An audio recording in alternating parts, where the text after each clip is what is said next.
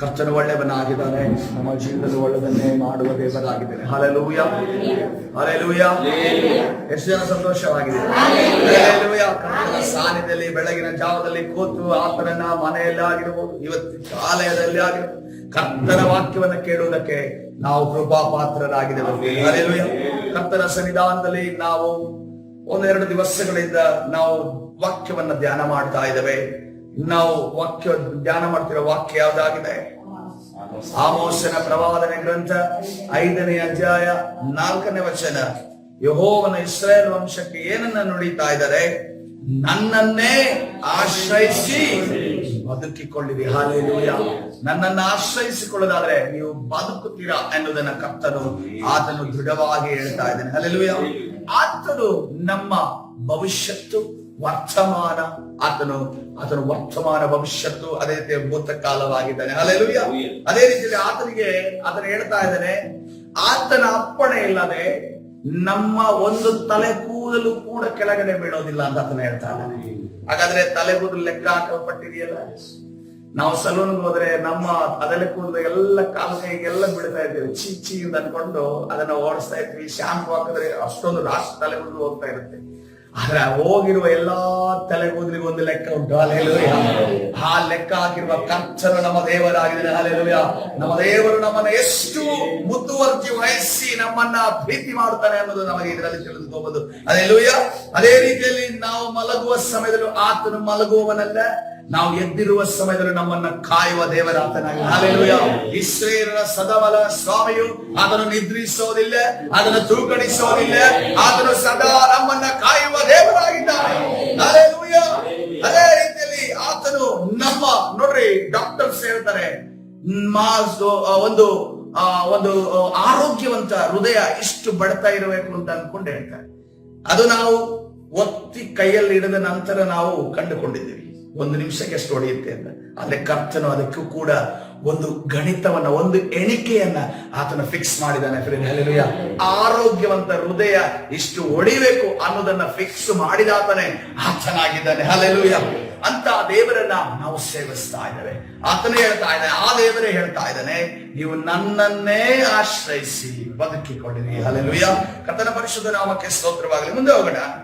ಇವತ್ತಿನ ದಿವಸದಲ್ಲಿ ನಾವು 2ನೇ ಪಾರ್ಟ್ ಆಗಿ ನಾವು ಕರೆದಂತ ವಿಚಾರ, ಅದು ಯಾವ ಪ್ರೀತಿಯ ಬಗ್ಗೆ ಕಲಿತುಕೊಂಡ್ವಿ? ಸ್ಟಾರ್ಜೆ ಎನ್ನುವಂತ ಗ್ರೀಕ್ ಭಾಷೆಯಲ್ಲಿ ಸ್ಟಾರ್ಜೆ ಎಂದು ಕರೆಯುವಂತ ಆ ಪ್ರೀತಿಯ ಬಗ್ಗೆ ಕಲಿತುಕೊಂಡೆ. ಅದು ಯಾರ ಮಧ್ಯದಲ್ಲಿ ಇರುವಂತ ಪ್ರೀತಿ? ಕುಟುಂಬಸ್ಥರ ಮಧ್ಯದಲ್ಲಿ, ತಂದೆ ತಾಯಿ ಮಕ್ಕಳ ಮಧ್ಯದಲ್ಲಿ, ಮಕ್ಕಳು ತಂದೆ ತಾಯಿ ಮಧ್ಯದಲ್ಲಿ, ಅಣ್ಣ ತಮ್ಮಂದಿರ ಮಧ್ಯದಲ್ಲಿ ಇರುವಂತ ಪ್ರೀತಿಯನ್ನ ನಾವು ಕಲಿತುಕೊಂಡೆ. ಆದ್ರೆ ನಾವು ಆ ಪ್ರೀತಿಯನ್ನ ಕಲಿತುಕೊಂಡಾಗಲೂ ಕೂಡ ನಾವು ತಿಳಿದು ಬಂದಿದ್ದೇವೆ, ನಮಗೆ ಆ ಪ್ರೀತಿ ಇರಬೇಕು. ತಂದೆ ತಾಯಿನ ಬೀದಿಗೆ ಹಾಕೋದು, ಅಥವಾ ಅಣ್ಣ ತಮ್ಮಂದಿರಿಗೆ ಮೋಸ ಮಾಡೋದು, ಅಥವಾ ಮಕ್ಕಳನ್ನ ಜರಿದು ಮಕ್ಕಳಿಗೆ ಮೋಸ ಮಾಡೋದು, ಭೇದ ಭಾವ ಮಾಡೋದು, ಅದಕ್ಕೆ ನಾನು ಬೆಂಬಲ ಅಂತ ನಾನು ಹೇಳ್ತಾ ಇಲ್ಲ. ಬ್ರದರ್ ಬೆಳಗ್ಗೆ ಎದ್ದು ಬಿಟ್ಟು ಇವರು ದೇವರನ್ನ ಮಾತ್ರ ಪ್ರೀತಿ ಮಾಡ್ಬೇಕು, ಎಲ್ಲರ ಕುಟುಂಬಸ್ಥರನ್ನ ಬೀದಿಗೆ ಹಾಕಿ ಅಂತ ಅನ್ಕೊಂಡು ಹೇಳ್ತಾ ಇಲ್ಲ. ಅವರು ಬೇಕು, ಆದರೆ ಅವರ ಮೇಲೆ ತೋರಿಸುವ ಪ್ರೀತಿ ಮತ್ತು ದೇವರ ಪ್ರೀತಿ ಸಮಾನ ಸ್ಥಿತಿಗೆ ಬರಬಾರದು. ಹಲ್ಲೆಲೂಯಾ. ತಂದೆ ತಾಯಿ ಏನು ಅಂತ ಹೇಳುವಂತ ಸಂದರ್ಭದಲ್ಲಿ ನಾವು ಮೊದಲು ಯಾರನ್ನು ವಿಚಾರಿಸಬೇಕು? ಸತ್ಯ ವೇದದಲ್ಲಿರುವ ವಾಕ್ಯ ಅದಕ್ಕೆ ಹೊಂದಾಣಿಕೆ ಇದೆಯಾ ಅನ್ನೋದನ್ನು ನಾವು ವಿಚಾರಿಸಿ ನಾವು ಮುಂದೆ ಹೋಗುವವರಾಗಿರಬೇಕು. ಯಾಕಂದ್ರೆ ಕರ್ತನ ವಾಕ್ಯ ಸ್ಪಷ್ಟವಾಗಿ ಹೇಳ್ತಾರೆ, ಕರ್ತನಲ್ಲಿ ನಂಬಿರುವಂತ ತಂದೆ ತಾಯಿಗಳಿಗೆ ನೀವು ವಿಧೇಯರಾಗ್ರಿ ಅಂತ ಅನ್ಕೊಂಡು ಪೌಲನು ಹೇಳ್ತಾನೆ. ಹಲ್ಲೆಲೂಯಾ. ಕರ್ತನಲ್ಲಿ ಇರುವಂತ ತಂದೆ ತಾಯಿಗಳಂದ್ರೆ ಕರ್ತನ ವಾಕ್ಯಗಳನ್ನ ಕೈಗೊಂಡು ನಡೆಯುವವರು, ಕರ್ತನ ವಾಕ್ಯಗಳ ಪ್ರಕಾರವಾಗಿ ವಾಕ್ಯಗಳನ್ನ ಹೇಳಿ ಕಳುಹಿಸಿ ನಮ್ಮನ್ನ ದೃಢವಾಗಿ ಅವರ ವಾಕ್ಯಗಳನ್ನ. ಒಂದು ವೇಳೆ ಯಾರಾದ್ರೂ ನೀನು ಹೋಗಿ ಅನ್ಯ ಜನರು ಮಾಡುವಂತ ಕಾರ್ಯಗಳನ್ನ ಮಾಡುವುದನ್ನ ನಿಮ್ಮ ತಂದೆ ತಾಯಿ ಹೇಳಿದ್ರೆ ನೀವು ಮಾಡ್ಬೇಕಾ? ಸೊ ಆ ಜ್ಞಾನ ನಮಗಿರ್ಬೇಕು. ಆ ಜ್ಞಾನ ಇದ್ದು ನಾವು ಅದನ್ನ ವಾಕ್ಯವನ್ನ ಸೇವಿಸಿದ್ರೆ ಒಳ್ಳೇದು. ಆ ಜ್ಞಾನ ಇಲ್ಲದೆ ಇದು ಹಿಂಗಿದೆಯಲ್ಲ, ಹಿಂಗ್ ಮಾಡ್ರಿ ಅಂತ ಅನ್ಕೊಂಡು ಹೇಳಿದ್ರೆ ಅದು ದಡತನ, ಮೂರ್ಖತನ. ಕೆಲವರು ಆ ವಾಕ್ಯವನ್ನ ಆ ರೀತಿಯಲ್ಲಿ ಓದೋರಿದ್ದಾರೆ, ಆ ರೀತಿಯಲ್ಲಿ ನಮ್ಗೆ ತೋರಿಸುವ, ನೋಡಿ ಹಿಂಗ್ ಬರ್ದಿದೆ ಅಂತ ಅನ್ಕೊಂಡ್ರೆ ಅದು ಯಾವ ಒಂದು ಹಿನ್ನೆಲೆಯ ಮೇಲೆ ಬರ್ದಿದೆ, ಯಾರು ಹೇಳ್ತಾ ಇದ್ದಾರೆ, ಯಾವ ವಿಚಾರವನ್ನು ತೆಗೆದು ಹೇಳ್ತಾ ಇದ್ದಾರೆ, ಸಂದರ್ಭ ಪರಿಸ್ಥಿತಿ ಏನು, ಅದೆಲ್ಲವನ್ನ ನೋಡಿ ನಾವು ವಾಕ್ಯವನ್ನು ಓದಿದ್ರೆ ಗೊಂದಲಕ್ಕೊಳಗಾಗೋದಿಲ್ಲ. ಎರಡನೇದಾಗಿ ನೋಡುವಾಗ ಇವತ್ತಿನ ಆ ಒಂದು 2ನೇ ಪ್ರೀತಿಯನ್ನ ಧ್ಯಾನ ಮಾಡ್ಲಿಕ್ಕೆ ಹೋಗ್ತದೆ. ಎರೋಸ್ ಎಂದು ನಾನು ನೋಡ್ತೇನೆ. ಎರೋಸ್ EROS. ಈ ಎರೋಸ್ ಎನ್ನುವಂತ ಪ್ರೀತಿ ಯಾರ ಮಧ್ಯದಲ್ಲಿ ಇರುವಂತದ್ದಾಗಿದೆ? ಗಂಡ ಹೆಂಡತಿಯರ ಮಧ್ಯದಲ್ಲಿ ಇರುವಂತಹ ಪ್ರೀತಿಯಾಗಿದೆ. ಹಲ್ಲೆಲೂಯಾ. ಗಂಡ ಹೆಂಡತಿಯರ ಮಧ್ಯದಲ್ಲಿ ಇರುವಂತಹ ಪ್ರೀತಿ ಪರಿಶುದ್ಧವಾದದ್ದು. ಹಲ್ಲೆಲೂಯಾ. ದೇವರು ಆದಾಮನನ್ನು ಅವುಗಳನ್ನು ಉಂಟು ಮಾಡುವಾಗ ನೀವು ಅಣ್ಣ ತಂಗಿಯಿಂದ ಮಾಡಲಿಲ್ಲ, ನಿನ್ನ ತಂದೆ ಅವಳ ಮಗಳು ಅಂತ ಮಾಡಲಿಲ್ಲ, ನಿನ್ನ ತಾಯಿ ನಿನ್ನ ಮಗ ಅಂತ ಮಾಡಿಲ್ಲ, ಅದೇ ರೀತಿಯಲ್ಲಿ ಅಣ್ಣ ತಂಗಿ ಅಂತ ಮಾಡಲಿಲ್ಲ, ದೊಡ್ಡಪ್ಪನ ಮಕ್ಕಳು ಚಿಕ್ಕಪ್ಪನ ಮಕ್ಕಳು ಅಂತ ಮಾಡಿಲ್ಲ. ಏನ್ ಮಾಡಿದ್ರು? ನೀನು ಗಂಡ ನೀನು ಹೆಂಡತಿ ಅಂತ ಮಾಡಿದ್ರು. ಹಲ್ಲೆಲೂಯಾ. ಯಾಕೆ ದೇವರು ಮಾಡಿದ್ರು? ಯಾವುದನ್ನ ಮನಸ್ಸಿನಲ್ಲಿ ಇಟ್ಕೊಂಡು ದೇವರು ಮಾಡಿದ್ರು? ದೇವರು ಮೊದಲಿಂಗನಾಗಿದ್ದಾನೆ, ಸಭೆ ಮೊದಲ ಗೀತೆ ಆಗಿದೆ. ಹಲ್ಲೆಲೂಯಾ. ನಾನು ಮತ್ತು ನನ್ನ ಸಭೆ ಯಾವ ರೀತಿಯಲ್ಲಿ 6,000 ವರ್ಷಗಳ ನಂತರ ಪ್ರಕಟವಾಗುವಂತ ಪರಿಶುದ್ಧಾತ್ಮನಿಂದ ನಡೆಸಲ್ಪಡುವಂತ ಸಭೆಯನ್ನ ದೇವರು ದೃಷ್ಟಿಯಲ್ಲಿಟ್ಟುಕೊಂಡು ಆದಾಮನನ್ನ ಅವರನ್ನ ಉಂಟು ಮಾಡಿದನು. ಅವರ ಮಧ್ಯದಲ್ಲಿರುವಂತಹ ಆ ಪ್ರೀತಿಯನ್ನ ದೇವರು ತನ್ನ ಮತ್ತು ಸಭೆಯ ಮಧ್ಯದಲ್ಲಿರುವಂತಹ ಪ್ರೀತಿಗೆ ಹೋಲಿಸಿ ಅದು ಪರಿಶುದ್ಧವಾದದ್ದು, ಅದು ನಿಷ್ಕಳಂಕವಾದದ್ದು ಎಂದು ಕರ್ತನೆ ಹೇಳಿದನು. ಅದಕ್ಕೋಸ್ಕರ ಈಗಿನ ಜನರೇಷನ್ ಅಲ್ಲಿ ನೋಡುವಾಗ ಗಂಡ ಹೆಂಡತಿಯ ಪ್ರೀತಿ ಅದು ಯಾವ ರೀತಿ ಅಂತಂದ್ರೆ ಲಾಭ ನಷ್ಟವನ್ನ ಆಲೋಚನೆ ಮಾಡುವ ಪ್ರೀತಿ. ಲಾಭ ನಷ್ಟ ಆಲೋಚನೆ ಮಾಡ್ತೀನಿ. ಇವನಿಗೆ ನನ್ನ ಲಾಭ ಇದೆಯಾ, ಇವನಿಗೆ ನಷ್ಟ ಆಗುತ್ತಾ ನನಗೆ, ಅಥವಾ ತನ್ನ ಎಲ್ಲಾ ಇಚ್ಛೆಗಳನ್ನು ಇವನು ಪೂರೈಸೋದಿಲ್ವಾ, ಪೂರೈಸದೆ ಮಾತ್ರ ಇವನ ಜೊತೆ ಇರ್ತೀನಿ, ಇಲ್ಲಾಂದ್ರೆ ನಾನು ಹೋಗ್ಬಿಡ್ತೀನಿ, ಸಂಬಂಧಗಳನ್ನ ಕಡಿದ ಹಾಕ್ತೀನಿ. ಅದೇ ರೀತಿಯಲ್ಲಿ ವ್ಯವಹಾರಗಳು, ಇವನ ಹತ್ರ ಎಷ್ಟು ಹಣ ಇದೆ, ಇವನ ಹತ್ರ ಎಷ್ಟು ಇದಿದೆ ಅನ್ನೋದನ್ನ ಲೆಕ್ಕ ಹಾಕೊಂಡು ಬರ್ತಾರೆ. ಇವನ ಬ್ಯಾಕ್ ಗ್ರೌಂಡ್ ಹೆಂಗಿದೆ, ಇವನ ತಂದೆ ತಾಯಿ ಹೆಂಗಿದ್ದಾರೆ, ಇವನ ಜೊತೆ ಇದ್ರೆ ನಾನು ಯಾವಾಗ್ಲೂ ಬಿರಿಯಾನಿ ತಿಂತೀನ, ಗಂಜಿ ತಿನ್ನಕ್ಕೆ ನನಗೆ ಆಗೋದಿಲ್ಲ ಅನ್ನೋ ರೀತಿ ಲೆಕ್ಕಾಚಾರ ಮಾಡಿಕೊಂಡು ಮದುವೆ ಆಗುವಂತ ಈಗಿನ ಜೋಡಿಗಳ ವಿಚಾರವಾಗಿ ನಾನು ಮಾತಾಡ್ತಾ ಇಲ್ಲ. ಇದೇ 1990s ಅಲ್ಲಿ ಆ ಒಂದು ಸಂಬಂಧಗಳಲ್ಲಿ ಇತ್ತೆ ನೋಡಿ, ಆ ಒಂದು ಪ್ರೀತಿ, ವಾತ್ಸಲ್ಯ, ತನ್ನ ಗಂಡನಿಗೋಸ್ಕರ ಇರುವಂತಹ ಗೌರವ, ತನ್ನ ಹೆಂಡತಿಗೋಸ್ಕರ ಇದ್ದಂತ ಪ್ರೀತಿ, ಅದರ ಬಗ್ಗೆ ಅದಕ್ಕಿಂತ ಹೆಚ್ಚಿನದಾಗಿ ಆವಾಗ 1990s ಅಲ್ಲಿ ರಿಲೇಶನ್ಶಿಪ್ ಹಂಗಿರೋದಾದ್ರೆ ಈ ಮೊದಲನೇ ಶತಮಾನದಲ್ಲಿ ಯೇಸು ಕ್ರಿಸ್ತನ ಪ್ರೀತಿ ಹರಡಿರುವ ಸುವಾಸನೆ ಹರಡಿರುವಂತ ಸಮಯದಲ್ಲಿ ಎಂತ ಪ್ರೀತಿ ಇರ್ಬೇಕಲ್ವಾ, ಎಂತ ಪ್ರೀತಿ ಅವ್ರ ದೇವರು. ಅದಕ್ಕೆ ನೋಡ್ರಿ, ಕೆಲವು ಮಾತುಗಳನ್ನ ಬರೆಯುವಾಗ ಅಂತ ವಿಚಾರಗಳನ್ನ ಪ್ರಕಟಣೆ ಹೊಂದಿನೇ ಪೌಲನು ಬರೆಸಿದ್ದಾನೆ, ಯೇಸು ಕ್ರಿಸ್ತನು ಬರೆದಿದ್ದಾನೆ. ಹಲ್ಲೆಲೂಯಾ. ಕರ್ತನ ಪರಿಶುದ್ಧ ನಾಮಕ್ಕೆ ಸ್ತೋತ್ರವಾಗಲಿ. ನೋಡ್ರಿ, ಮೊದಲನೇ ಕೊರಿಂಥ ಬರೆದ ಪತ್ರಿಕೆ 7:8-9 ವಚನಗಳು ಈ ರೀತಿಯಲ್ಲಿ ಹೇಳ್ತಾ ಇದೆ. ಇಲ್ಲಿ ಪೌಲನು ಒಂದು ಕಂಡೀಷನ್ ಅನ್ನ ಹಾಕ್ತಾ ಇದ್ದಾರೆ. ಏನಕ್ಕೆ ಕಂಡೀಷನ್ ಅನ್ನು ಹಾಕ್ತಾ ಇದ್ದಾನೆ ಅಂತಂದ್ರೆ, ಮದುವೆ ಇಲ್ಲದವರನ್ನು, ವಿಧವೆಯರನ್ನು ಕುರಿತು ನಾನು ಹೇಳುವುದೇನೆಂದರೆ, ನಾನಿರುವಂತೆ ಇರುವುದು ಅವರಿಗೆ ಒಳ್ಳೆಯದು. ಅವರು ದಮೆ ಇಲ್ಲದವರಾದರೆ ಮದುವೆ ಮಾಡಿಕೊಳ್ಳಲಿ, ಕಾಮತಾಪ ಪಡುವುದಕ್ಕಿಂತ ಮದುವೆ ಮಾಡಿಕೊಳ್ಳುವುದು ಉತ್ತಮವಷ್ಟೇ. ಹಲ್ಲೆಲೂಯಾ. ಕರ್ತನ ಪರಿಶುದ್ಧ ನಾಮಕ್ಕೆ ಸ್ತೋತ್ರವಾಗಲಿ. ಒಂದು ಗಂಡು ಮತ್ತು ಹೆಣ್ಣಿನ ಒಂದು ದೈಹಿಕವಾದ ಸಂಬಂಧ ಅದು ಮದುವೆ ಆದ ನಂತರ ಯೋಗ್ಯವಾದ ಕರ್ತನ ಹೇಳ್ತಾ ಇದ್ದಾನೆ. ಹಲ್ಲೆಲೂಯಾ. ಅದನ್ನ ಕರ್ತನು ಮಾನ್ಯವಾಗಿ ಎಂದು ಎಣಿಸುತ್ತಿದ್ದಾನೆ. ಆದರೆ ಇಲ್ಲಿ ನೋಡುವಾಗ ಈ ಅನೇಕ ಬಾರಿ ನೋಡುವಾಗ ನಾನಿರುವಂತೆ ಒಳ್ಳೆಯದು, ನೀವು ಸಿಂಗಲ್ ಆಗಿರೋದು ಒಳ್ಳೆಯದು, ಆದ್ರೆ ನಿಮಗೆ ದಮೆ ಇಲ್ಲದವರಾಗಿರೋದು ನೀವೇನ್ ಮಾಡ್ಬೇಕು? ನೀವು ಮದುವೆ ಆಗೋದು ಒಳ್ಳೆಯದು. ನಿಮ್ಮ ಮದುವೆ, ಯಾಕಂದ್ರೆ ಮದುವೆಗೆ ದೇವರು ವಿರೋಧಿ ಅಲ್ಲ, ಮದುವೆಯ ಒಂದು ಸಂಬಂಧಕ್ಕೆ ದೇವರ ವಿರೋಧಿ ಅಲ್ಲ. ಆದ್ರೆ ನಿಮಗೆ ದೇವರೇ ಆ ಒಂದು ಸಿಂಗಲ್ ಇರುವಂತಹ ಕ್ಷಮತೆಯನ್ನು ಕೊಟ್ಟಿದ್ದಾನೆ ಅನ್ನೋದಾದ್ರೆ ಅದು ನೀವು ಇರೋದಕ್ಕೆ ದೇವರ ವರ ಅಂತ ಹೇಳ್ತಾರೆ. ಹಲ್ಲೆಲೂಯಾ. ಅಂತ ಒಂದು ಆ ವರ ಇದ್ರೆ ಮಾತ್ರವೇ ನೀವು ಆ ರೀತಿ ಇರಿ. ಇಲ್ಲ ಅಂತಂದ್ರೆ ನೀವು ರಿಲೇಶನ್ಶಿಪ್ಗೆ, ನೀವು ಮದುವೆ ಅನ್ನೋ ಒಂದು ರಿಲೇಶನ್ಗೆ ಮುಂದಾಗೋದು ಬಹಳ ಒಳ್ಳೇದು. ಯಾಕಂದ್ರೆ ಸೈತಾನ ಏನ್ ಮಾಡ್ತಾನೆ, ಸೈತಾನ ಈ ಒಂದು ಜನರೇಷನ್ ಅಂತೂ ಬಹಳ ಕೆಟ್ಟದಾಗಿ ಚಿಕ್ಕ ಮಕ್ಕಳಿಂದ ಹಿಡಿದು, ಮೊದಲೇನಂತಂದ್ರೆ ಚಿಕ್ಕ ಮಕ್ಕಳು ದೇವರು ಅಂತ ಅನ್ಕೊಂಡು ಯಾರೋ ಹೇಳ್ತಿದ್ರಂತೆ. ಈಗ ದೇವರು ಅಂತ ಹೇಳಾಗಿಲ್ಲ, ಎಲ್ಲ ದೆವ್ವಗಳಾಗಿದ್ದಾರೆ. ಈಗ ಎಲ್ಲ ದೆವ್ವಗಳ ರೀತಿಯಲ್ಲಿ ಮೂಲೆಯಲ್ಲಿ ಕುತ್ಕೊಂಡಿರ್ತವೆ, ಏನು ಮಾತಾಡೋದಿಲ್ಲ, ಏನು ಉಸಿರಿಲ್ಲ ಅನ್ನೋ ರೀತಿಯಲ್ಲಿ ಇರ್ತವೆ. ಅದಕ್ಕೋಸ್ಕರವಾಗಿ ನಾವೇನ್ ಮಾಡ್ಬೇಕು, ಅವುಗಳನ್ನ ದೇವ್ರ ರೀತಿಯಲ್ಲಿ ನಡೆಸ್ಬೇಕು. ದೇವರಾಗೇ ಇರ್ಲಿ ಅಂತ ಅನ್ಕೊಂಡಿದ್ರೆ ದೆವ್ವಗಳಾಗ ಕೂಡ ಬಿಡಬಾರ್ದು. ಯಾಕಂತಂದ್ರೆ ಮತ್ತೆ ಅವುಗಳು ಬೆಳೆದು ನಿಂತಾಗ ಅವುಗಳು ನಮ್ಮನ್ನೇ ಮುಖ ನೋಡೋದಕ್ಕೆ, ಒಂದು ರೀತಿಯಲ್ಲಿ ನೋಡೋದಕ್ಕೆ ದ್ವೇಷಗಳ ರೀತಿಯಲ್ಲಿ ತಿರುಗಾಡ್ತವೆ. ಅದಕ್ಕೋಸ್ಕರವಾಗಿ ನಾವು ಅವರನ್ನ ದೇವರುಗಳ ರೀತಿಯಲ್ಲಿ, ಕರ್ತನ ಹೇಳಿದಾನೆ ನೀವು ದೇವರುಗಳೇ ಅಂತ ಹೇಳಿದ ರೀತಿಯಲ್ಲಿ ಅವರನ್ನ ದೇವರ ಸ್ವಭಾವದಲ್ಲಿ ನಾವು ನಡೆದಕ್ಕೋಸ್ಕರವಾಗಿ ಬಹಳ ನಾವು ಎಚ್ಚರದಿಂದ ಇರಬೇಕು. ಹಲ್ಲೆಲೂಯಾ. ಮೊದಲನೇದಾಗಿ ನಾನು ತಂದೆ ತಾಯಿಗಳು ಹೇಳುವುದಂದ್ರೆ ನೀವು ಅಪ್ಡೇಟ್ ಆಗಬೇಕು. ಹಲ್ಲೆಲೂಯಾ. ಈಗಿನ ಟೆಕ್ನಾಲಜಿಗೆ ಅಪ್ಡೇಟ್ ಆಗಬೇಕು. ಈಗಿನ ಒಂದು ಜನರೇಷನ್ಗೆ ನಮ್ಗೆ ಬೇಡ. ಈಗ ಮೊದಲೇ ಏನ್ ಮಾಡ್ತಾ ಇದ್ರೆ, ನಮ್ಮ ತಂದೆನೇ ಅಷ್ಟೇ ಚಿಕ್ಕ ಮೊಬೈಲ್ ಇಟ್ಕೊಂಡು ಚಿಕ್ಕ ಮೊಬೈಲ್ ಇಟ್ಕೊಂಡು ನನ್ಗೆ ಯಾಕೆ ಸ್ಮಾರ್ಟ್ ಫೋನ್, ನಾನೆಲ್ಲೂ ಆಡ್ತೀನಿ, ನಾನು ಅದು ಮಾಡಿ ಹಂಗ ಕೂರಬಾರ್ದು. ನಾವೆಲ್ಲವನ್ನ ಕಲ್ತ್ಕೊಳ್ಬೇಕು. ಎಲ್ಲ ಈಗಿನ ಜನರೇಷನ್ ಇಲ್ಲಿರುವಂತ ಆಗಿರ್ಬೋದು, ಚಾಟ್ ಜಿಪಿಟಿ ಆಗಿರ್ಬೋದು, ಜೆಮಿನಿ ಆಗಿರ್ಬೋದು, ಅದು ಜೆನ್ಸಿ ಅಂತ ಅನ್ಕೊಂಡು ಏನ್ ಹೇಳ್ತಾರೆ, ಏನದು, ಏನ್ ತಿಳ್ಕೊಬೇಕು ಅದ್ರ ವಿಚಾರವಾಗಿ ನಾನು ಕೇಳಿ ತಿಳ್ಕೊಬೇಕು. ನಾವು ಕೇಳಿ ತಿಳ್ಕೊಳ್ಳೋದ್ರಿಂದ ನಾವು ಚಿಕ್ಕವರಾಗೋದಿಲ್ಲ, ನಾವು ಕೇಳಿ ತಿಳ್ಕೊಳ್ಳೋದ್ರಿಂದ ನಮ್ಮ ತಿಳುವಳಿಕೆ ಇನ್ನೂ ಹೆಚ್ಚಾಗ್ತದೆ. ಹಲ್ಲೆಲೂಯಾ. ಅದಕ್ಕೋಸ್ಕರವಾಗಿ ತಂದೆ ತಾಯಿಯರೇ, ನೀವು ನಿಮ್ಮ ಮಕ್ಕಳಿಗಿಂತ ನೀವು ಫಾಸ್ಟ್ ಆಗ್ಬೇಕು. ಹಲ್ಲೆಲೂಯಾ. ನೀವು ಯಾವಾಗ ಫಾಸ್ಟ್ ಆಗ್ತೀವೋ, ಯಾವಾಗ ಕಳ್ಳರಿಗಿಂತ ಪೊಲೀಸರು ಫಾಸ್ಟ್ ಆಗ್ತಾರೋ ಆವಾಗ ಕಳ್ಳರ ಚಾಳಿ ಎಲ್ಲ ನಿಂತು ಹೋಗುತ್ತೆ. ಹಲ್ಲೆಲೂಯಾ. ಕರ್ತನ ಪರಿಶುದ್ಧ ನಾಮಕ್ಕೆ ಸ್ತೋತ್ರವಾಗಲಿ.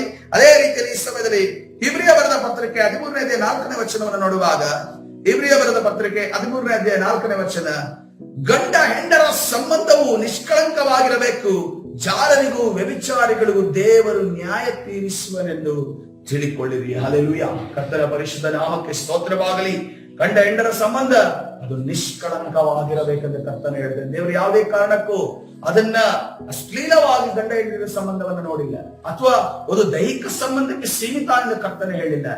ಏನನ್ನ ಹೇಳಿದ್ದಾನೆ ದೇವರು? ಏನನ್ನ ಆದಾಮನಿಗೆ ಏನಂತ ಆಕೆಯನ್ನ ಕೊಟ್ಟಿದ್ದು? ನಿನಗೊಂದು ಸಹಕಾರಣಿ ಬೇಕು, ನಿನಗೊಂದು ಹೆಲ್ಪರ್ ಬೇಕು, ನಿನಗೊಂದು ಆಲೋಚನೆ ಕೊಡೋಳು ಬೇಕು. ನಿನ್ನ ಕಾರ್ಯದಲ್ಲಿ ನಿನಗೆ ಮಲ್ಟಿ ಟಾಸ್ಕಿಂಗ್ ಮಾಡಕ್ ಬರೋದಿಲ್ಲ. ನೀನು ನಿಂತ್ರೆ ಏನೋ ವ್ಯವಸಾಯ ಮಾಡ್ತೀಯ ಅಷ್ಟೇನೆ. ನನ್ ಕೆಲಸ, ನನ್ ಕತೆ ಯಾರು ನೋಡ್ತಾರೆ? ಮಕ್ಕಳ ಕತೆ ಯಾರು ನೋಡ್ತಾರೆ? ಮಕ್ಕಳಿಗೆ ಮಾಡ್ಕೊಡೋದು ವಿಚಾರ ಯಾರು ನೋಡ್ತಾರೆ? ಅದಕ್ಕೆ ನೋಡಿ, ಈ ಸ್ತ್ರೀಯರಿಗೆ ಒಂದು ಗಿಫ್ಟ್ ಅನ್ನ ದೇವರು ಕೊಟ್ಟಿದ್ದಾರೆ. ಏನಂತಂದ್ರೆ ಅವರು ಮಲ್ಟಿ ಟಾಸ್ಕಿಂಗ್ ಮಾಡ್ತಾರೆ. ಒಂದೇ ಜಾಗದಲ್ಲಿ ಕುಳಿತು 4-5 ಕೆಲಸಗಳನ್ನ ಮಾಡುವಂತ ಕ್ಷಮತೆಯನ್ನ ದೇವರವರಿಗೆ ಕೊಟ್ಟಿದ್ದಾರೆ. ಸೊ ಅದಕ್ಕೋಸ್ಕರ ಈಗ ಅವರನ್ನೇ ಇಂಥ ಒಂದು ಪವರ್ ಬ್ಯಾಂಕ್ ಅನ್ನ ದೇವರು ಯಾರು ಕೊಟ್ಟಿದ್ದಾರೆ? ಗಂಡಿಗೆ ಕೊಟ್ಟಿದ್ದಾರೆ, ಗಂಡಿನ ಸಹಾಯ ಕೊಟ್ಟಿದ್ದಾರೆ. ಅದಕ್ಕೋಸ್ಕರವಾಗಿ ನಾವು ಅದನ್ನ ಉಪಯೋಗಿಸ್ಬೇಕು. ನಾವು ಅವರ ಜೊತೆ ಪ್ರೀತಿಸುತ್ತ ಸಹಬಾಳ್ವೆಯಿಂದ ಮುಂದೆ ಸಾಗು. ಯಾವಾಗ ಈ ಪವರ್ ಬ್ಯಾಂಕ್ ಮತ್ತು ಮೊಬೈಲ್ ಯಾವ ಒಂದಾಗುತ್ತೆ ನೋಡಿ, ಪವರ್ ಎಲೆಕ್ಟ್ರಿಸಿಟಿ ಸೂಪರ್ ಫಾಸ್ಟ್ ಆಗಿ ಹೋಗುತ್ತೆ. Hallelujah, hallelujah. ಅದಕ್ಕೋಸ್ಕರವಾಗಿ ಅವರನ್ನ ಪವರ್ ಬ್ಯಾಂಕ್ ತರ ನಮಗೆ ಕೊಟ್ಟಿದ್ದಾರೆ. ಅವರನ್ನ ನಾವು ಉಪಯೋಗಿಸ್ಬೇಕು. ನಾವು ಯಾವಾಗ ಚಾರ್ಜ್ ಡೌನ್ ಆಗ್ತೀವೋ ನಾವು ಅವರನ್ನ ಉಪಯೋಗಿಸ್ಬೇಕು. ಯಾವುದೇ ಕಾರಣಕ್ಕೂ ನಾನು ದೊಡ್ಡವನು, ನಾನು ಮೇಲು, ಅವಳು ಕೀಳು, ಅವ್ರಿಗೆ ಏನು ಶಕ್ತಿ ಇಲ್ಲ, ಅವಳು ಅಬಲೆ ಅನ್ನೋ ರೀತಿಯ ನಮ್ದು ಜನರೇಷನ್, ಹಳೆಯ ಜನರೇಷನ್ ಒಂದು ಮೆಂಟಾಲಿಟಿ ಇದೆ ನೋಡಿ, ಅದನ್ನ ನಾವು ತೆಗೆದು ದೂರ ಮಾಡ್ಬೇಕು. ಹಲ್ಲೆಲೂಯಾ. ನಮ್ಮ ಸಭೆಯಲ್ಲಿ ಇಲ್ಲ ಅಂತ ನಾನು ಅಂದ್ಕೊಂಡಿದ್ದಾರೆ, ಕೆಲವರು ಮಧ್ಯದಲ್ಲಿ ಇರಬಹುದು, ಅದನ್ನ ತೆಗೆದು ಹಾಕಬೇಕು. ಹಲ್ಲೆಲೂಯಾ. ಅದೇ ರೀತಿಯಲ್ಲಿ 1ನೇ ಕೊರಿಂಥ ಬರೆದ ಪತ್ರಿಕೆ 7ನೇ ಅಧ್ಯಾಯ 5ನೇ ವಚನವನ್ನು ನೋಡುವಾಗ, ಪ್ರಾರ್ಥನೆಗೆ ಮನಸ್ಸು ಕೊಡುವುದಕ್ಕಾಗಿ ನೀವು ಪರಸ್ಪರ ಸಮ್ಮತಿಯಿಂದ ಸ್ವಲ್ಪ ಕಾಲ ದಂಪತಿ ಧರ್ಮವನ್ನು ಬಿಟ್ಟು ಅಗಲಿರಬಹುದೇ ಹೊರತು ಅನ್ಯಥ ಹಾಗೆ ಮಾಡಬಾರದು. ಆಮೇಲೆ ಸೈತಾನನು ನಿಮಗೆ ದಮ ಇಲ್ಲದಿರುವುದನ್ನು ನೋಡಿ ನಿಮಗೆ ದುಷ್ಪ್ರೇರಣೆ ಮಾಡದಂತೆ ತಿರುಗಿ ಕೂಡಿಕೊಳ್ಳಿರಿ. ಹಲ್ಲೆಲೂಯಾ. ಏನ್ ಹೇಳ್ತದೆ ವಾಕ್ಯ? ಪ್ರಾರ್ಥನೆ ಮಾಡುವಂತ ಸಮಯದಲ್ಲಿ ನಾವು ದೇವರ ಜೊತೆ ಇರುವಂತದ್ದಾಗಿದೆ. ಪ್ರಾರ್ಥನೆ ಉಪವಾಸ ಸಮಯದಲ್ಲಿ, ಪ್ರಾರ್ಥನೆ ಸಮಯದಲ್ಲಿ, ಆ ಸಮಯದಲ್ಲಿ ಗಂಡ ಹೆಂಡತಿ ನಾವು ದೂರ ಇದ್ರೆ ಸಮಸ್ಯೆ. ಉಳಿದ ಸಮಯದಲ್ಲಿ ನಾವು ಗಂಡ ಹೆಂಡತಿಗಳು ನಾವು ಒಂದಾಗಿರಬೇಕು. ಯಾಕೆ ಕರ್ತನೆ ಹೇಳ್ತಾ ಇದ್ದಾನೆ? ಇದೇ ರೀತಿಯಲ್ಲಿ ಒಂದು ಸಭೆಯಲ್ಲಿ ಹಿಂಗೆ ನಡೆಯಿತು. ಏನ್ ನಡೀತು ಅಂತಂದ್ರೆ, ಒಬ್ರು ಗಂಡ ಹೆಂಡತಿ ಮಕ್ಕಳು. ಒಬ್ಬ ಗಂಡ ಅವನು ಆಫೀಸ್ಗೆ ಹೋಗ್ಬೇಕು, ಆಫೀಸ್ಗೆ ಬೆಳಿಗ್ಗೆ ಎದ್ದು ನೋಡು, ಬೆಳಿಗ್ಗೆ ಎದ್ದು ಕೂಡ್ಲೆ ಹೆಂಡತಿ ಮನೆಯಲ್ಲಿಲ್ಲ. ಮಕ್ಕಳ ಹತ್ರ ಕೇಳಿದ್ರೆ ಎಲ್ಲೋಗಿದ್ದಾರೆ ಹೆಂಡತಿ ಅನ್ಕೊಂಡು ಹೇಳಿದ್ರೆ ಏನ್ ಹೇಳ್ತಾರೆ ಅಂತಂದ್ರೆ, ಮಕ್ಕಳು ಚರ್ಚ್ಗೆ ಹೋಗಿದ್ದಾರೆ, ಇವತ್ತು ಫಾಸ್ಟಿಂಗ್ ಪ್ರೇಯರ್ ಅಲ್ವಾ, ಬೇಗ ಹೋಗ್ಬಿಟ್ಟಿದ್ದಾರೆ. ಸರಿ, ತಿಂಡಿ ಮಾಡಿದಾಳಪ್ಪ? ತಿಂಡಿ ಮಾಡಿಲ್ಲ. ಹಾಗಾದ್ರೆ ಏನ್ ಮಾಡೋದು? ಅವರು ಉಪವಾಸ ಹೋದ್ರು, ಮಕ್ಕಳು ಶಾಲೆಗೆ ಉಪವಾಸ. ಇದೇ ದಿವಸ ಮಧ್ಯಾಹ್ನ ಫಾಸ್ಟಿಂಗು, ಉಪವಾಸ ಪ್ರಾರ್ಥನೆ, ಉಜ್ಜೀವನ ಕೂಟ, ಅದು ಇದು ಅಂತ ಅನ್ಕೊಂಡು ಹೆಂಡತಿ ಹೋಗೋದಾಯ್ತು. ಒಂದು ದಿವಸ ಏನಾಯ್ತು, ಈ ಗಂಡ ಏನ್ ಮಾಡ್ಬಿಟ್ಟ, ಇವನು ಇನ್ನೊಂದು ಮದುವೆ ಮಾಡ್ಬಿಟ್ಟು ಇನ್ನೊಂದು ಹೆಂಡತಿನ ಅವಳು ಏನ್ ಮಾಡ್ತಾಳೆ, ಅವಳು ಒಳ್ಳೆ ಕುಕ್. ಬೆಳಿಗ್ಗೆ ತಿಂಡಿ, ಮಧ್ಯಾಹ್ನ ಊಟ, ರಾತ್ರಿ ಊಟ ಎಲ್ಲ ಚೆನ್ನಾಗಿರೋ ತಿಂಡಿಗಳು. ಇದು ಏನಾಯ್ತು, ಈಗ ಪಾಸ್ಟ್ಗೆ ತಿಳಿತು.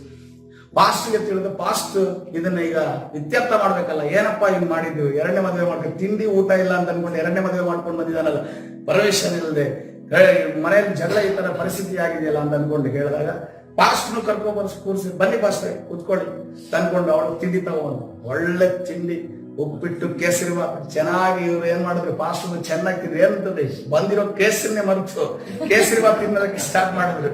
ಕೇಸರಿಬಾತ್ ತಿನ್ನಕ್ ಸ್ಟಾರ್ಟ್ ಮಾಡಿ ಎಲ್ಲಾ ತಿಂದು ಮುಗಿದು ಎಲ್ಲ ಆದ ನಂತರ ಅವಾಗ ಅವ್ರಿಗೆ ನೆನಪಾಯ್ತು, ನಾನು ಯಾಕೆ ಬಂದಿದ್ದೀನಿ, ನಾನೇನಾಗಿ ಬಂದಿದ್ದೀನಿ, ನಾನೇನಾದ್ರು ಕೇಸ್ ಇಲ್ಲೊಂದು ಏನೋ ಕೇಸ್, ಇವನೊಂದು ಮದುವೆ ಆಗಿದಲ್ಲ, ಅದನ್ನು ಡೀಲ್ ಮಾಡೋದಕ್ಕೆ ಅಂತ ಬಂದಿದೆ.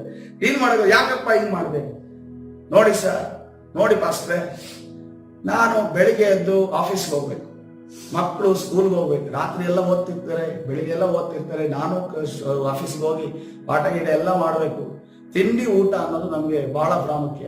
ಇವಳು ಬೆಳಿಗ್ಗೆ ಎದ್ದು ಕೂಡಲೇ ಉಪವಾಸ ಪ್ರಾರ್ಥನೆ ಅಂತ ಅನ್ಕೊಂಡು ಹೊರಟ್ಬಿಡ್ತಾಳೆ, ಏನೋ ಜೀವನ ಕೂಟ ಅಂತಂದು ಹೊರಟ್ಬಿಡ್ತಾಳೆ, ಕಿಲೋಮೀಟರ್ ಗಟ್ಟಲೆ ಪ್ರೇಯರ್ಗೆ ಹೋಗ್ಬಿಡ್ತಾಳೆ. ಇವಳು ಪ್ರೇಯರ್ಗೆ ಹೋಗೋದಕ್ಕೆ ನಮ್ಗೆ ತಿಂಡಿ ಊಟ ಮಾಡ್ಕೊಡೋರು ಯಾರು?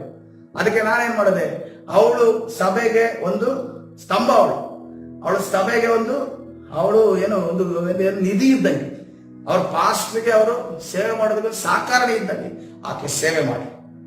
ಅದಕ್ಕೆ ನಾನು ನಮ್ಮ ತಿಂಡಿ ಊಟನ ವಿಚಾರಿಸೋದಕ್ಕೆ ಇನ್ನೊಬ್ಬಳನ್ನು ಕರ್ಕೊಂಡ್ ಬಂದಿದ್ದೀನಿ.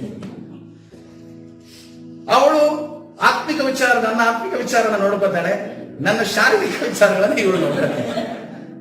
ಪಾಸ್ಟ್ ಅನ್ಕೊಂಡ್ರಂತೆ ಇದನ್ನೇ ಜನರಲ್ ರೂಲ್ ಮಾಡಿದ್ರೆ ಒಳ್ಳೇದಲ್ವಾ? ಯಾಕಂತಂದ್ರೆ ಇದು ಸರಿನೇ ಅಲ್ವಾ ಇವನು ಹೇಳ್ತಿರೋದು? ತಪ್ಪೇನಿದೆ ಇವನು ಹೇಳ್ತಿರೋದು? ತಪ್ಪೇನಿದೆ ಏನು ಹೇಳ್ತಿರೋದು? ಅದಕ್ಕೋಸ್ಕರವಾಗಿ ಇಲ್ಲಿ ಒಂದನ್ನು ನಾವು ಅರ್ಥ ಮಾಡ್ಕೋಬೇಕು.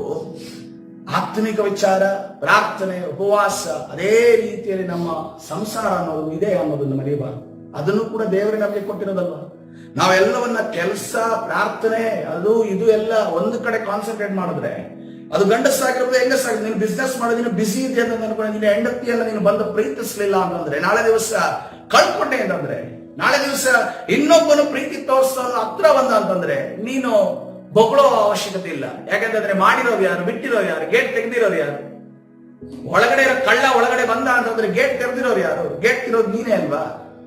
ಇವತ್ತಿನ ದಿವಸ ಆ ಗೇಟ್ ಮುಚ್ಚಬೇಕು ಆ ಯೇಸುವಿನ ನಾಮದಲ್ಲಿ. ಹಲ್ಲೆಲೂಯಾ. ಅದಕ್ಕೋಸ್ಕರವಾಗಿ ಎಲ್ಲವನ್ನ ನಾವು ಬ್ಯಾಲೆನ್ಸ್ ಮಾಡ್ಕೊಂಡು ಹೋಗ್ಬೇಕು. ನಮಗೆ ಕುಟುಂಬನೂ ಬೇಕು, ಮಕ್ಕಳು ಬೇಕು, ಹೆಂಡತಿನೂ ಬೇಕು, ಗಂಡನೂ ಬೇಕು, ಈ ಕಡೆ ಸಭೆನೂ ಬೇಕು, ವಾಕ್ಯನೂ ಬೇಕು, ದೇವರ ವಾಕ್ಯನೂ ಬೇಕು, ಉಪವಾಸನೂ ಬೇಕು, ಎಲ್ಲನೂ ಬೇಕು. ಇದನ್ನೆಲ್ಲವನ್ನ ನಾವು ಮೇಂಟೈನ್ ಮಾಡ್ಕೊಂಡು ಹೋದ್ರೆ ಮಾತ್ರನೇ ದೇವರು ಕೊಟ್ಟ ಆಶೀರ್ವಾದವನ್ನು ಉಳಿಸ್ಕೊಳಕ್ ಸಾಧ್ಯ. ಇಲ್ಲ ಅಂದ್ರೆ ಉಳಿಸ್ಕೊಳಕ್ ಸಾಧ್ಯ ಇಲ್ಲ. ಅದಕ್ಕೋಸ್ಕರವಾಗಿ ಇದನ್ನ ಗಂಭೀರವಾಗಿ ತೆಗೆದುಕೊಂಡ್ರೆ, ಕೆಲವು ಬಾರಿ ಏನ್ ಮಾಡ್ತೀವಿ ಗೊತ್ತಾ, ದೇವರು ದೇವರು ದೇವರು ದೇವರು ದೇವರು ಅಂತ ಅನ್ಕೊಂಡು ಹಿಂದೆ ಹೋಗ್ತೀವಿ. ಗಂಡ ಮಕ್ಕಳನ್ನ ಏನು ಕಡೆಗಣಿಸಿ ಅವ್ರಿಗೆ ಅರ್ಥ ಆಗಲ್ಲ, ಅವ್ರಿಗೆ ಆತ್ಮಿಕ ವಿಚಾರ ಗೊತ್ತಿಲ್ಲ ಅಂತ ಅನ್ಕೊಂಡು ಹೇಳ್ತೀವಿ. ಆದ್ರೆ ನಿನ್ನಿಗೆ ಮದುವೆ ಮಾಡಿಸಿರೋದು ದೇವರೇ ಅಲ್ವಾ?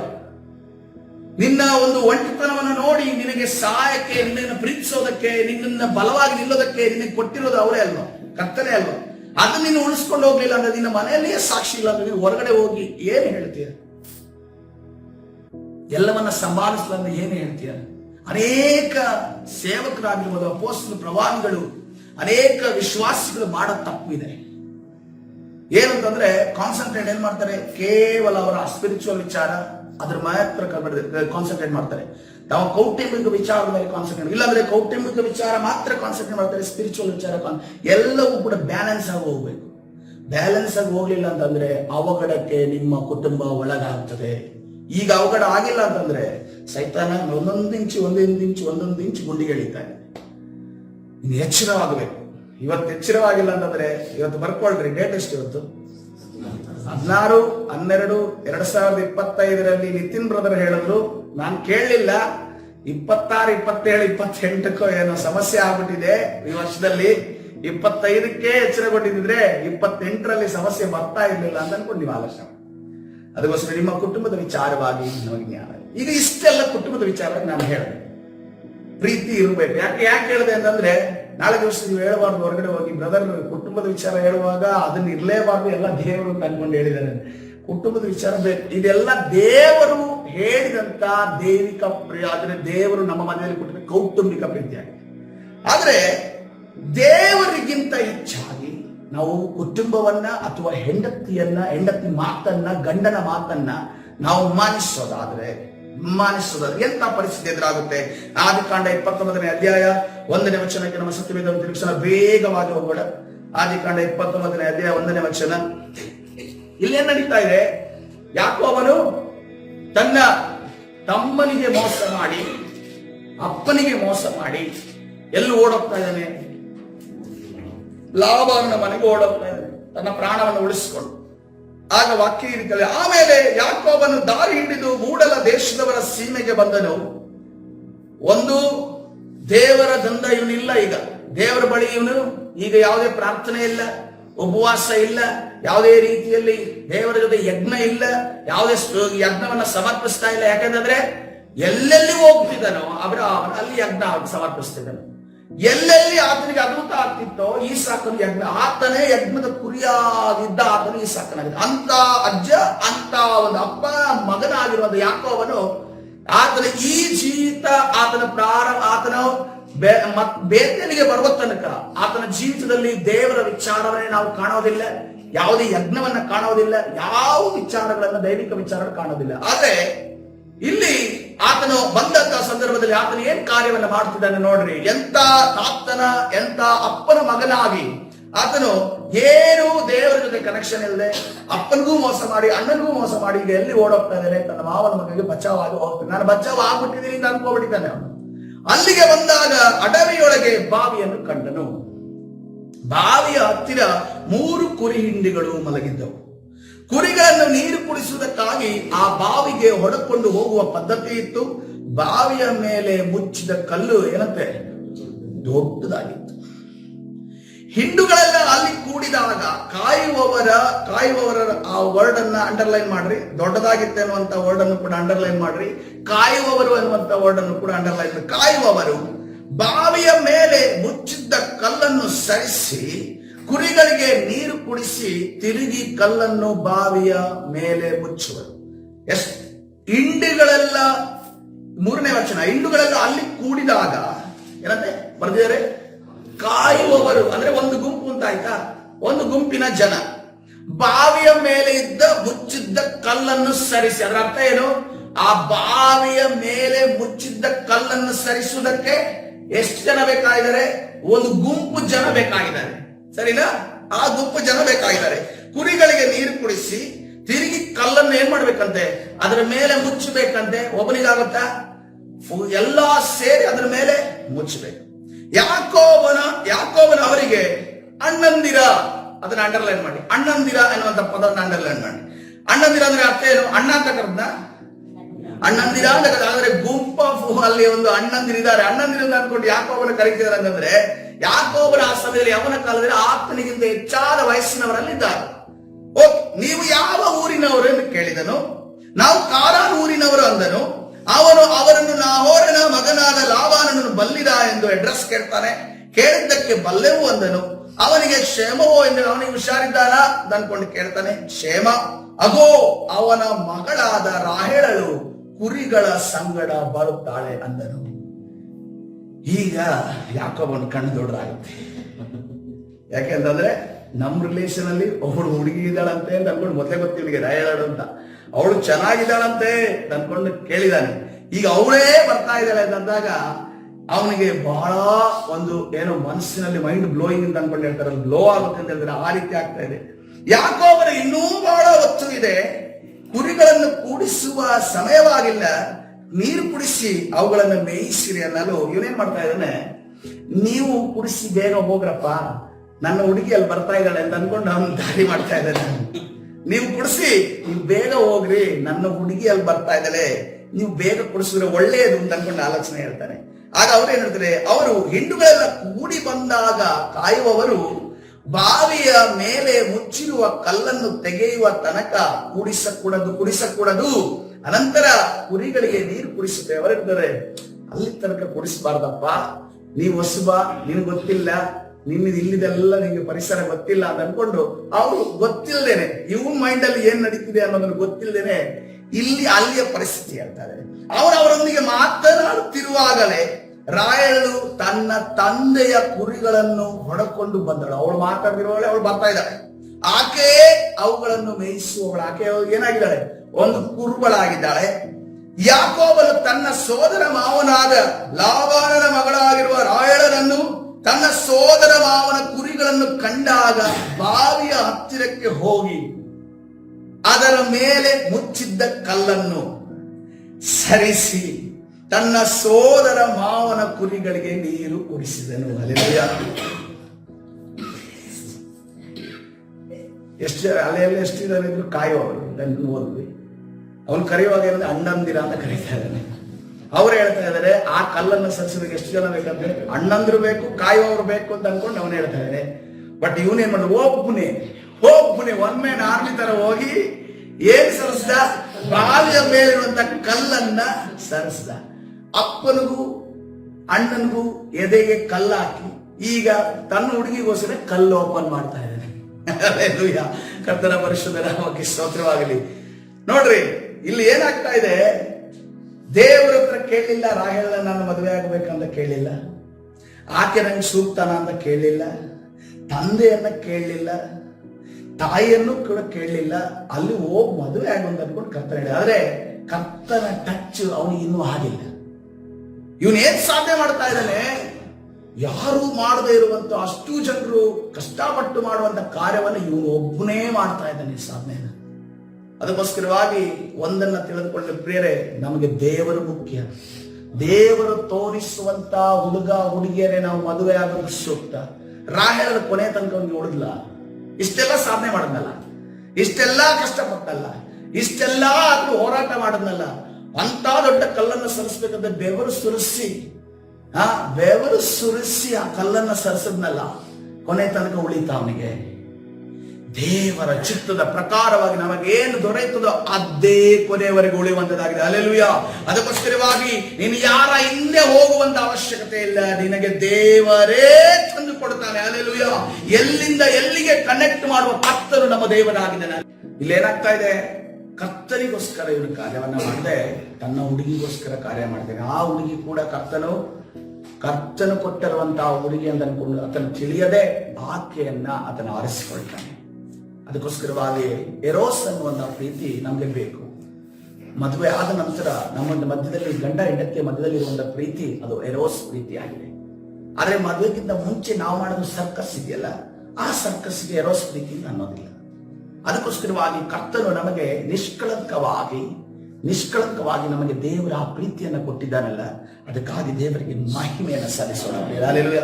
ಆದ್ರೂ ಕೂಡ ಈ ಅಮೂಲ್ಯವಾದ ನಿಷ್ಕಳಂಕವಾದ ಪ್ರೀತಿಯನ್ನು ಪಡೆಯೋದಕ್ಕೆ ನಾವು ಯಾರ ಬಳಿ ಹೋಗಬೇಕು, ಯಾರ ಆಶ್ರಯ ಪಡೆದುಕೊಳ್ಳಬೇಕು?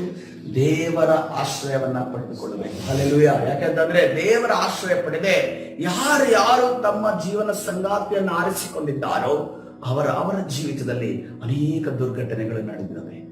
ಇವತ್ತಿನ ದಿವಸ ನಮ್ಮನ್ನು ನಾವು ತಗ್ಗಿಸಿಕೊಳ್ಳೋಣ ಪ್ರಿಯರೇ. ಕರ್ತನು ಹೇಳ್ತಾ ಇದ್ದೇನೆ, ನೀನ್ ನನ್ನನ್ನು ಆಶ್ರಯಿಸಿಕೊ. ನೀನು ನನ್ನನ್ನು ಆಶ್ರಯಿಸಿಕೊಳ್ಳೋದಾದ್ರೆ ನೀನು ಬದುಕುತ್ತೀಯ. ಹಲ್ಲೆಲೂಯಾ. ನಿನ್ನ ಮಧ್ಯದಲ್ಲಿರುವಂತಹ ನಿಮ್ಮ ಗಂಡ ಹೆಂಡತಿಯ ಮಧ್ಯದಲ್ಲಿ ಎರೋಸ್ ಪ್ರೀತಿಗೆ ಯಾವುದು ಅಡಿಪಾಯವಾಗಿರಬೇಕು? ಕ್ರಿಸ್ತನೆಂಬ ಬಂಡೆ ಅದಕ್ಕೆ ಅಡಿಪಾಯವಾಗಿರಬೇಕು. ಹಲ್ಲೆಲೂಯಾ. ಅದು ಉಸುಬಿನ ಮೇಲೆ ಕಟ್ಟಿರುವಂತಹ ಮನೆ ಆಗಿರಬಾರದು, ಅದು ಬಂಡೆಯ ಮೇಲೆ ಕಟ್ಟಿರುವಂತಹ ಮನೆ ಆಗಿರಬೇಕು. ಹಲ್ಲೆಲೂಯಾ. ಯಾಕಂದ್ರೆ ನೋಡುವಾಗ ಎಸ್ತೇರಳು ತನ್ನ ಒಂದು ಸಂಗಾತಿಯನ್ನು ಆರಿಸಿಕೊಳ್ಳುವಾಗ ಆ ಒಂದು ಯೋಜನೆಯನ್ನು ಎಸ್ತೇರಳು ರೂಪಿಸಿದ್ದಲ್ಲ, ದೇವರು ತಾನೇ ಒಂದು ರಾಜನ ಒಂದು ಚಕ್ರವರ್ತಿಯ ಒಂದು ಹೆಂಡತಿ ಆಗುವಂತೆ ಕರ್ತನು ಆಕೆಯನ್ನು ತಂದು ಆ ಸ್ಥಾನದಲ್ಲಿ ನಿಲ್ಲಿಸಿದರೆ ನಾವು ನೋಡ್ತೇವೆ. ಆತ ತನ್ನ ಲಾಭಕ್ಕೋಸ್ಕರವಾಗಿ ಆಕೆ ಮದುವೆ ಆಗಲಿಲ್ಲ. ಕೊನೆಗೆ ಯಾವ ತನ್ನ ಪ್ರಾಣ ಹೋದ್ರೂ ಪರವಾಗಿಲ್ಲ, ನನ್ನ ಜನರಿಗೋಸ್ಕರ ನಾನು ನನ್ನ ದೇವರಿಗೋಸ್ಕರ ಏನಾದ್ರೂ ಮಾಡಬೇಕು ಅನ್ನುವಂತ ಒಂದು ನಿರ್ಧಾರವನ್ನ ತೆಗೆದುಕೊಳ್ತಾರೆ. ಹಲ್ಲೆಲೂಯಾ. ಹೋಶೇಯನನ್ನು ನೋಡುವಾಗ ತನ್ನ ಹೆಂಡತಿಯನ್ನು ಆರಿಸಿಕೊಳ್ಳುವಾಗ ಅವನು ಆರಿಸಿಕೊಂಡಿಲ್ಲ, ಯಾವುದೋ ಒಂದು ವ್ಯಭಿಚಾರಿಣಿ ಸ್ತ್ರೀಯನ್ನ ತಂದು ನೀನು ನನ್ನ ಮದುವೆ ಆಗಬೇಕು, ಇದನ್ನೇ ನಾನು ಸಿಂಬಲೈಸ್ ಆಗಿ ಇಸ್ರೇಲರು ನನ್ನ ವಿರುದ್ಧವಾಗಿ ವ್ಯಭಿಚಾರ ಮಾಡಿದ್ದಾರೆ ಅನ್ನುವುದನ್ನ ಈ ಜನರಿಗೆ ತಿಳಿಸುವುದಕ್ಕೋಸ್ಕರ ಹೋಶೇಯನೇ ನೀನು ವ್ಯಭಿಚಾರಿಣಿ ಸ್ತ್ರೀಯನ್ನ ನೀನು ಮದುವೆ ಆಗುವಂತೆ ಕೇಳುವಾಗ ಅವನ ಮದುವೆ ಆಗ್ತಾನೆ ಪ್ರಿಯರೇ. ತದನಂತರ ಹೋಶೇಯನೇ ಹೇಳ್ತಾನೆ, ತನ್ನ ಹೆಣ್ಣು ವ್ಯಭಿಚಾರಿಣಿ ಸ್ತ್ರೀಯಾಗಿ ಹಳೆಯ ಜೀವನದಲ್ಲಿದ್ದಂತ ಹೆಂಡತಿಗೆ ಹೇಳ್ತಾ ಇದ್ದಾನೆ, ನೀನು ಇನ್ನು ಮುಂದೆ ಪರ ಒಂದು ಗಂಡಸರ ಬಳಿಗೆ ನೀನು ಹೋಗಕೂಡದು, ಯಾಕಂದ್ರೆ ನಾನೇ ನಿನ್ನ ಅಧಿಕೃತವಾದ ದೇವರು ಕೊಟ್ಟಿರುವ ಗಂಡನಾಗಿದ್ದೇನೆ. ಹಲ್ಲೆಲೂಯಾ. ಆ ವ್ಯಭಿಚಾರಣೆ ಸ್ತ್ರೀಯನ್ನ ಮದುವೆ ಆದ್ರೂ ಕೂಡ ಮುಂದೆ ಆತನ ಕುಟುಂಬವನ್ನ ಮಾಡಿಕೊಂಡು ಹೋಗ್ತಾನೆ. ಹಲ್ಲೆಲೂಯಾ. ಕರ್ತನ ಪರಿಶುದ್ಧ ನಾಮಕ್ಕೆ ಸ್ತೋತ್ರವಾಗಲಿ. ಎಲ್ಲ ವಿಚಾರಗಳನ್ನ ನನಗೆ ಇವತ್ತು ಟಚ್ ಮಾಡಕ್ಕಾಗಲ್ಲ, ಆದ್ರೆ ಎಷ್ಟು ನಾನು ಟಚ್ ಮಾಡಿದ್ದೇನೋ ನನ್ನ ಒಂದು ತಾತ್ಪರ್ಯ ಏನಂತಂದ್ರೆ, ನಾವು ದೇವರನ್ನ ಆಶ್ರಯಿಸಿಕೊಂಡಾದರೆ ನಮ್ಮ ಎಲ್ಲಾ ಕುಟುಂಬವನ್ನ ನಾವು ಬದುಕಿಸಿಕೊಂಡವರಾಗಿ, ನಮ್ಮ ಎಲ್ಲಾ ಒಂದು ವಿಚಾರವನ್ನು ಬದುಕಿಸಿಕೊಂಡವರಾಗಿ ನಾವು ಮುಂದೆ ಸಾಗುವವರಾಗಿದ್ದೇವೆ. ಹಲ್ಲೆಲೂಯಾ. ಕರ್ತನ ಸನ್ನಿಧಿಯಲ್ಲಿ ಪ್ರಾರ್ಥನೆ ಮಾಡೋಣ. ಸಮಯದ ಮಿತಿ ಇರೋದರಿಂದ ನಾವು ಮುಂದಿನ ದಿವಸದಲ್ಲಿ ಯಾವ್ದಾದ್ರೂ ವಿಸ್ತಾರವಾಗಿ ಧ್ಯಾನ ಮಾಡೋಣ, ಪ್ರಾರ್ಥನೆ ಮಾಡೋಣ. ಪರಿಶುದ್ಧನಾದ ದೇವರೇ ನಿನ್ನ ನಾಮಕ್ಕೆ ಸ್ತೋತ್ರವಾಗಲಿ.